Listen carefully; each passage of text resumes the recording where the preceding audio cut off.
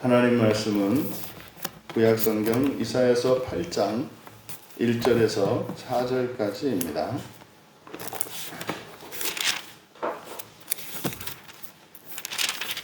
우리 같이 한 목소리로 함께 읽겠습니다. 여호와께서 내게 이르시되 너는 큰 서판을 가지고 그 위에 통역 문자로 마엘살랄 하스바스라 쓰라. 내가 진실한 증인 제사장 우리야와 여레베기야의 아들 스가랴를 불러 증언하게 하리라 하시더니 내가 내 아내를 가까이 하매 그가 임신하여 아들을 낳은지라 여호와께서 내게 이르시되 그의 이름을 마엘살랄 하스바스라 하라. 이는 이 아이가 내 아빠 내 엄마라 부를 줄 알기 전에 다메섹의 재물과 사마리아의 노략물이 아수르 왕 앞에 옮겨질 것이니라 하시니라. 아멘. 마헬살랄 하스바스라는 제목으로 말씀의 은혜를 나누고자 합니다. 그래서 마헬살랄 하스바스, 이제 우리말 성경에서는 이것을 이제 고유명사처럼 취급해서 그 의미를 드러내지 않고 발음 그대로를 사용하고 있습니다. 하지만 이 본문에서 사용하고 있는 이 마엘살랄 하스바스는 이렇게 고유명사로 해석할 수 없게 된다는 것을 보게 됩니다. 그래서 마엘살랄 하스바스가 의미하는 바가 무엇이고 또 번역 과정에서 좀 오류가 있었던 것을 바로 잡아서 이 본문을 통해서 여호와 하나님께서 이사야에게 주셨던 그 말씀의 바른 의미를 드러내고자 합니다. 1절에서 여호와께서 이사야에게 말씀하셨습니다. 큰 서판을 가지고 이렇게 되어 있습니다만 라카 취하다입니다. 큰 서판을 취해라. 그리고 지금 우리말 성경에 통용문자 이렇게 번역이 되어 있거든요. 그래서 통용문자, 그래서 이제 통용이라고 번역된 이 히브리어는 에노시입니다. 에노시. 히브리어 에노시는 성경에서 사람을 나타내는 표현 중에 하나인데 이 에노시라고 하는 말은 필멸적 인간을 나타냅니다. 그러니까 죽을 수밖에 없는, 멸망할 수밖에 없는, 그리고 연약한 인간을 나타냅니다. 그래서 저는 이 에노시라는 단어를 인간으로 번역을 합니다. 그래서 통용이라고 한 것은 완전히 잘못된 거고, 그 다음에 문자라는 말은 없습니다. 문자는 없습니다. 없고, 여기서는 문자로 이렇게 되어 있습니다만은, 원문은 헤레트, 철필입니다. 철필로 이렇게 됩니다. 그리고 마엘살랄 하스바스라 쓰라. 그러니까 쓰라라고 하는 이 카타부는 색이다 이런 뜻이거든요. 근데 카타부의 목적어가 마엘살랄 하스바스가 되는 거죠. 서판을 취해서 그리고 거기에다가 철필로 써라. 뭐라고 쓰느냐? 마엘살랄 하스바스. 이렇게 이제 우리말 성경은 번역이 되어 있고 영어 성경도 대부분 이렇게 번역이 되어 있습니다. 그런데 문제가 있습니다. 왜냐하면 여기서 그냥 우리말 성경에는 마엘살랄 하스바스 이렇게 되어 있습니다만 실제로 히브리어 원문에는 전치사가 붙어 있어요. 앞에 전치사가 붙어 있어서 만약에 이게 목적어로 쓰이려면 이제 에트라고 하는 목적어를 나타내는 전치사를 사용을 해요. 그런데 여기에 이제 사용한 전치사는 레, 그래서 무엇을 향하여, 무엇에 대하여, 무엇을 위하여 뭐 이런 의미를 가지고 있는 그런 의미로 번역될 수 있는 전치사입니다. 그러니까 마엘살랄 하스바스라고 이렇게 번역할 수가 없다 이 말이에요. 그러면 목적어가 뭔가? 지금 우리말 성경에 통용이라고 번역되어 있는데 이 에노시하고 마엘살랄 하스바스, 우리말 성경으로는, 그래서 원래로는 에노시 레 마엘살랄 하스바스 이렇게 됩니다. 에노시 레 마헬샬랄 하스바스. 그래서 레 마헬샬랄 하스바스. 지금 하스바스로 번역되어 있는 이것이 에노시를 수식하는 게 돼요. 인간이거든요. 그러면 마헬샬랄 하스바스라고 하는 말이 무슨 의미인가? 사실 여기에 사용한 마헬하고 샬랄 그리고 하스하고 바스 이게 전부 비슷한 말로 이제 반복된 것입니다. 그래서 마헬 샬랄, 마헬 그러면 신속한, 원래 신속하다라고 하는 말의 분사형이거든요. 그래서 신속한, 샬랄 그러면 약탈 뭐 이런 뜻이고요. 그 다음에 하스는 급하다라는 뜻이에요. 급하다. 그래서 하스나 마헬이나 비슷한 말이죠. 그리고 바스, 이 바스도 포획, 탈취 이런 뜻입니다. 그러니까 마헬 샬랄 그리고 하스바스 이게 비슷한 말의 반복입니다. 이 의미를 번역하면 신속히 약탈, 급히 포획될 인간 이렇게 되는 거예요. 그러니까 이제 흔히 말해서 생로병사를 피할 수 없는 인간의 그 필멸성과 취약성을 나타내는 말이 이 마헬 샬랄 하스바스고 이것이 에노시를 수식한다. 그러면 마헬 샬랄 하스바스를 그냥 뜻풀이하지 않고 쭉 번역을 하면 여호와께서 내게 이르시되 큰 서판을 취하라. 그리고 그 위에 마헬 샬랄 하스바스 할 인간을 쓰라. 이렇게 되는 거예요. 그러니까 지금 이사야에게 서판을 취해가지고 철필로 이제 그것을 새기라고 하셨는데 그 내용이 바로 인간이라고 하는 존재가 어떤 존재인지를 가르쳐 주신 말씀을 쓰라고 한 거예요. 그리고 여기에 서판이라고 번역된 이 단어가 이게 이제 이사야만 사용하는 단어거든요. 길라이온이라는 말인데 판이에요, 판. 그런데 보통 하나님께서 이렇게 판에다가 말씀을 새겨주시는 이게 사실은 출애굽기 24장 12절에서 여호와 하나님께서 십계명을 써주시죠. 돌판에다가. 근데 그 비슷한 의미인데 그때 모세에게 십계명을 써주셨던 그 판, 그는 이제 돌로 만든 판인데 그거는 루하라고 하는 히브리어를 써요. 루하. 그런데 이사야서 30장 8절에 가도 이 서판을 얘기를 하거든요. 백성 앞에 가서 백성 앞에서 서판에 기록하여 책에 써서 후세에 영원히 있게 하라. 이렇게 이제 이사야 30장에서는 이 판, 글을 쓰는 판을 루하라고 해요. 그러면 1절에서 서판에다가 루하라는 말을 쓰지 않고 여기에서 여기하고 이제 3장 23절에만 두 번 성경에 사용되거든요. 그러니까 왜 이걸 루하라고 하지 않고 이걸 왜 길라이온이라고 했을까? 그러니까 이건 의도적으로 루하는 아니다. 루하는 아니죠. 단어가 완전히 다르니까. 그런데 여호와께서 이렇게 새기도록 하신 것은 같아요.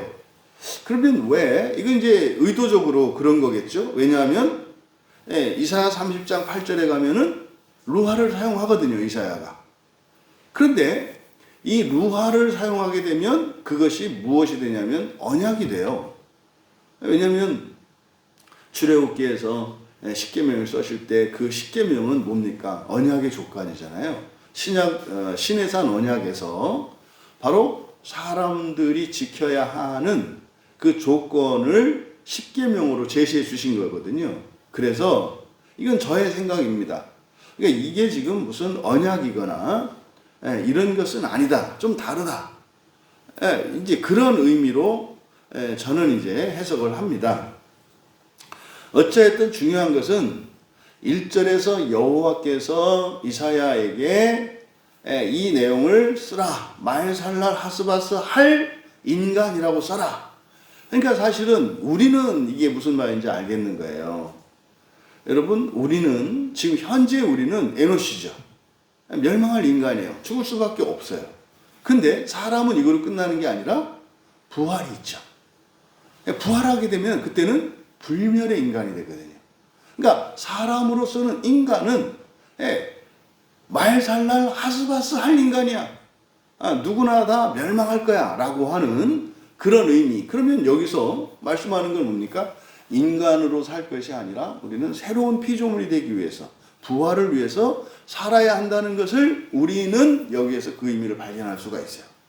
그러니까 이제 이사야가 그를 깨달았는지 어땠는지는 잘 모르겠습니다만, 그래서 지금 1절에 있는 내용이 바로 인간이 멸망할 수 없는 존재라고 하는 것을 쓰라고 한 거예요. 이게 사실은 이거는 이 역사적 맥락에서 어떤 뜻입니까? 이제 곧 너희들 금방 멸망할 거야 라는 뜻이잖아요. 여기에 배경이 뭡니까?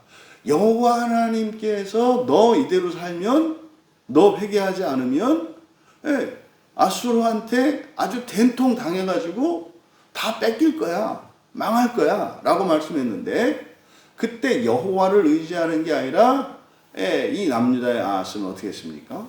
이거는 아수르를 의지했단 말이에요. 이 세상의 어떤 힘, 이걸 의지했는데 헛된 것임을 가르쳐 주는 거죠. 오히려 그들에게 먹힐 거다라는 내용입니다. 역사적으로는. 그럼 이어 2절에 보시면 내가 진실한 증인 제사장 우리야와 여베레기야의 아들 스가랴를 불러 증언하게 하리라. 여기도 지금 진실한 증인 이렇게 되어 있거든요. 여기서 이제 증인이라고 번역한 이 에드가 그 사람이기보다는 증언입니다. 증언. 그러니까 법정에서 증인으로 나온 사람이 하는 말이죠. 이 증언입니다. 그리고 그래서 진실한 증인 이렇게 되어 있는데, 진실한이라고 이제 번역한 것이 믿다라고 하는 아만, 아만의 수동태 분사예요. 그러니까요, 믿어지는 이렇게 되는 거죠. 믿어지는 분사니까.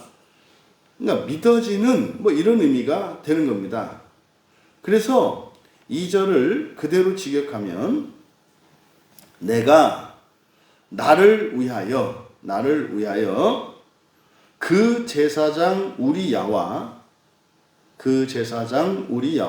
여베레기야의 아들 스가랴를 믿을 만한 증언을 증거하게 할 것이다. 직역하면 이렇게 돼요.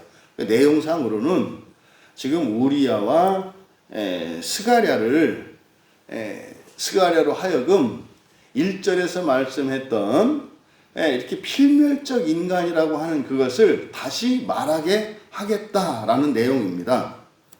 그러니까 이 말씀은 사실 예언의 말씀이에요. 그리고 이제 제사장 우리야와 스가랴로 하여금 여호와께서 말씀하신 그것에 대해서 이렇게 증거하게 할 거라는 의미거든요. 근데 여기서 이제 제사장 우리야는 누구고 여베레기야의 아들 스가랴는 누구인가? 이렇게 이제 묻지 않을 수가 없거든요. 여기서 먼저 제사장 우리야는 열왕기하 16장 16절에 나오는 아하스의 명령대로 이방 신전 제단을 세운 제사장입니다. 그러니까 이제 아하스가 아수르에게 부탁을 하려고 왕궁과 성전에 있는 금은, 이런 성전에 있는 성구까지 다 들고 가서 뇌물을 주고 도와달라고 했잖아요. 그때 거기서 이방 신전의 제단을 보고 그거를 제사장 우리야에게 만들라고 편지를 보낸다고요. 그래서 그때 여호와의 신전 앞에 그 새로운 제단을 세웠던 사람, 근데 그 왕의 그 말을 듣고 그대로 순종했던 사람이요. 이게 이제 망할 제사장이죠. 이렇게 해서 망하는 거예요. 아니, 세상에 어떻게 제사장이, 왕이 이방 신전의 제단을 쌓으라고 한다고 쌓습니까? 그냥 차라리 목이 잘려서 죽어야지. 그러니까 이게 어느 사회나 각자 맡은 임무와 책임을 다하는 사람들이 한 사람만 있어도 그 사회는 살아납니다. 왜냐하면 멈추거든요. 더 이상 나빠지지 않거든요. 그러니까 이 한 나라에서도 뭐 각자 역할이 있지 않습니까? 그러니까 천하의 어떤 권력자가 아무리 악한 일을 한다 할지라도 다른 자리에 있는 사람들이 자신의 책임을 다하고 양심을 저버리지 않으면 절대 그 사회는 망하지 않습니다.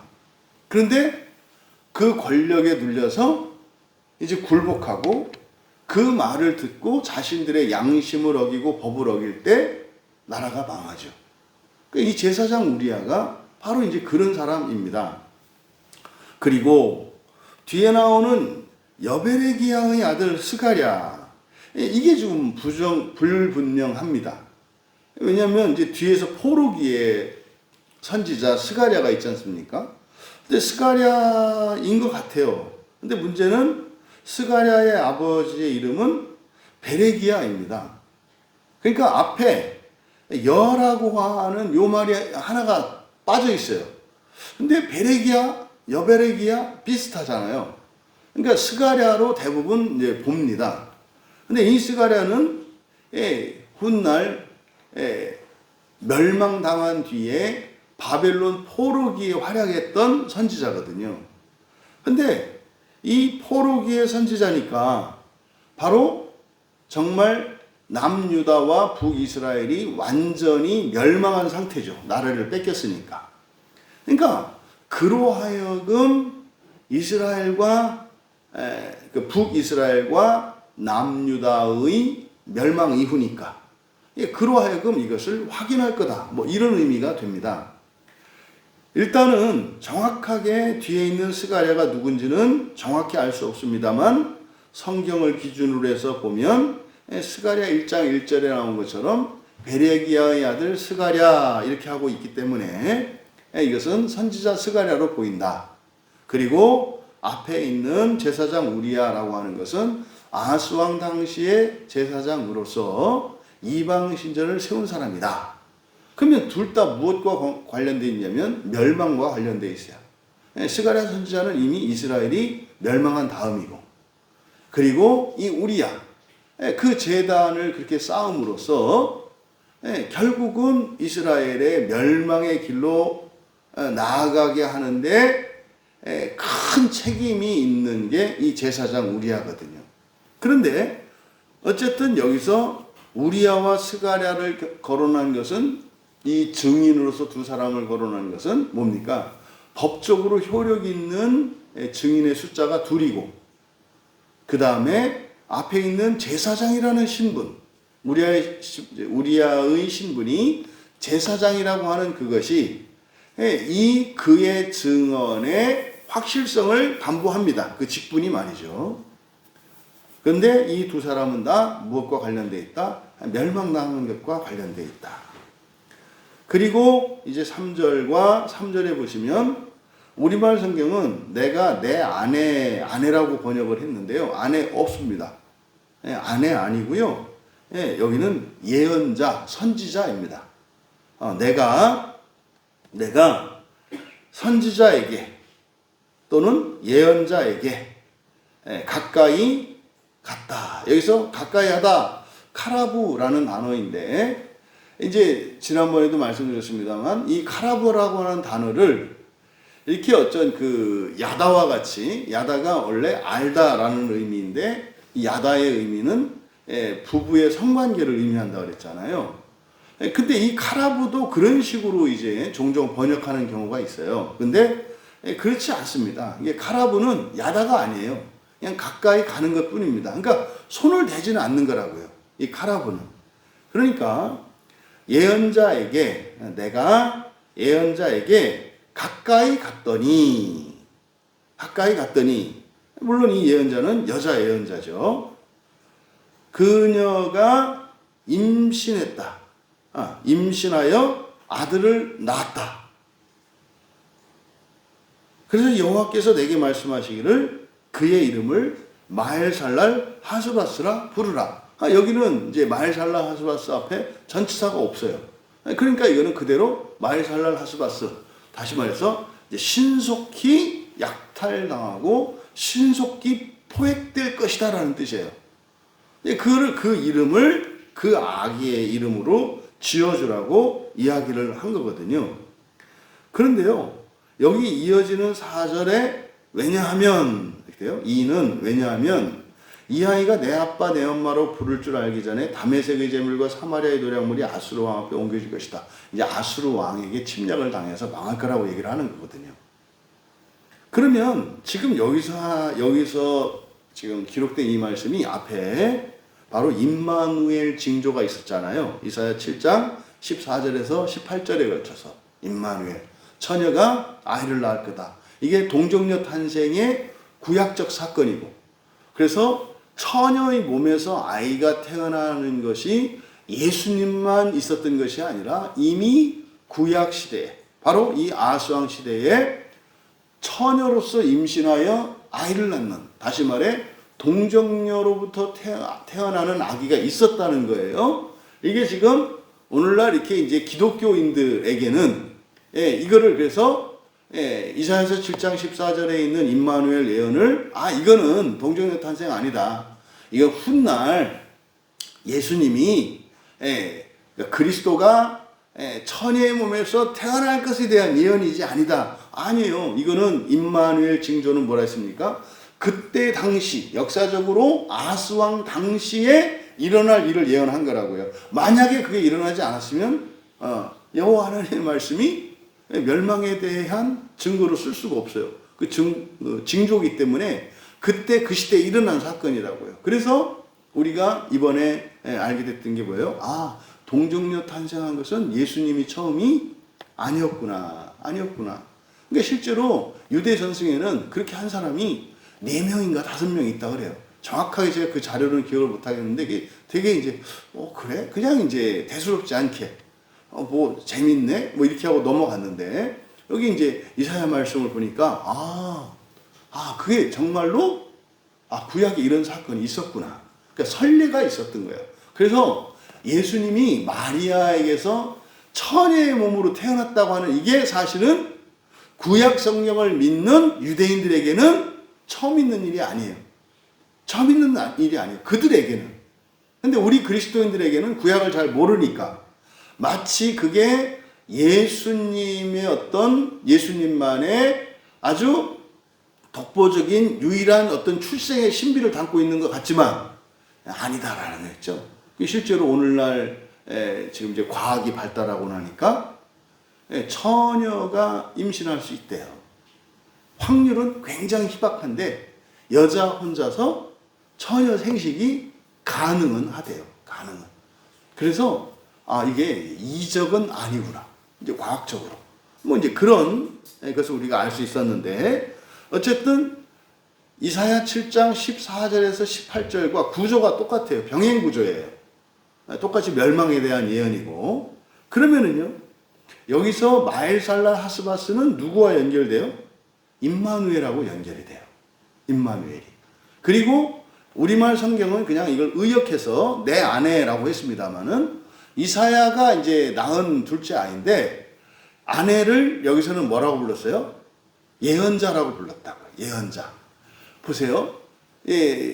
마리아의 얘기를 떠오르게 돼요. 마리아가 처녀의 몸으로 임신해가지고 그렇게 말하잖아요. 성령이 나에게 아이를 갖게 하셨고 이 아이의 이름을 예수라 하라 하셨다. 이게 예언자죠. 선지자로 쓰임 받은 거죠. 그러니까 마리아의 그 사건을 우리가 떠올릴 수가 있어요. 그러면 이때 역사적으로는 사실은 뭐예요? 이사야가 아내에게 갔어요. 그리고 잠자리를 하지 않았어요. 근데 이 아내가 뭐 한 거예요? 임신을 한 거예요. 근데요, 처녀였어요. 근데 그 아이의 이름을 마엘살랄 하스바스라고 했다는 거예요. 그러니까 뭐지? 아니 왜 이사야 둘째 아들이라고 해놓고 왜 처녀라고 그러지? 그건 정확히 모르겠어요. 그럼 이제 그걸 그냥 우리가 추론해서 보면 어떻게 알 수 있어요? 뭐 이사야가 아내가 하나가 아니었구나. 근데 어떤 처녀에게 갔는데 그 처녀가 임신했어. 그러니까요. 그 처녀를 임신하게 하면 어떻게 해야 돼요? 아내로 삼아야 돼요. 아니면 돌로 맞아 죽어요. 그래서 그랬구나. 그러니까 지금 이사야가 사실은 신약에서 누구의 입장인 거예요? 요셉의 입장인 거예요. 요셉의 입장인 거예요. 그랬구나. 뭐 이런 거죠. 그래서 이때 역사적인 문맥에서는 사실은 그 아이의 이름을 마헬살랄 하스바스라고 했으니까 이게 역사적으로는 아수르에게 공격을 당해서 나라의 주권을 뺏길 것에 대한 예언이에요.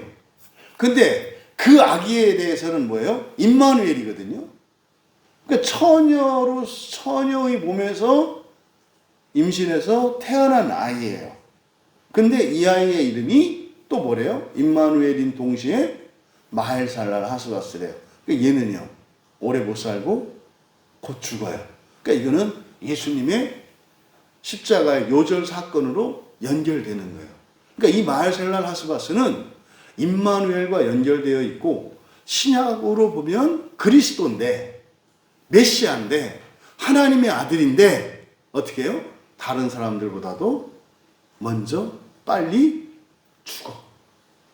이런 의미입니다. 이런 의미. 여러분, 이사야를 통해서 주셨던 이 말씀에서 이 마헬살랄 하스바스를 통해서 우리들이 얻어야 되는 교훈은 뭡니까? 우리의 인생이 생각보다 길지 않다. 신속히, 아주 빨리 우리 인생이 지나가는 것이 인간이다 라고 하는 것을 가르쳐줘요. 그럼 이때 당시에 이 말씀을 주신 목적은 뭡니까?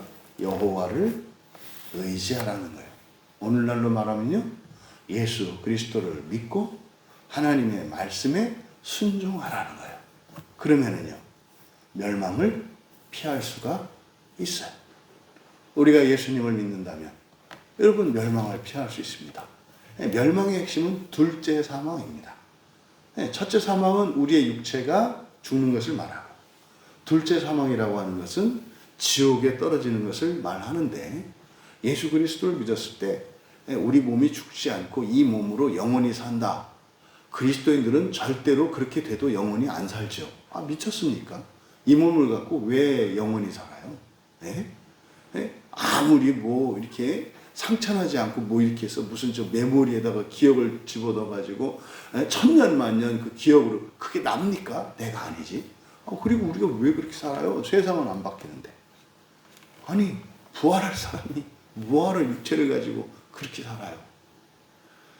임마누엘 예언과 마헬살랄 하스바스 예언은 함께 주어집니다. 여러분, 우리가 예수 그리스도를 믿었을 때 부활의 소망을 가지고 있잖아요. 근데 그 과정에서 우리가 부활하기 위해서 반드시 거쳐야 되는 과정이 뭐예요? 죽어야 합니다. 마헬살랄 하스바스 해야 돼요. 속히 죽는 여러분 되시기 바랍니다. 이때 죽는 것은 뭐 육체의 수명이 끊어지고 이걸 말하는 게 아니죠. 나의 생각, 나의 주권, 이것을 내려놓고 하나님 말씀을 의지하고 전적으로 하나님께 주권을 드리고, 언제까지? 부활할 때까지.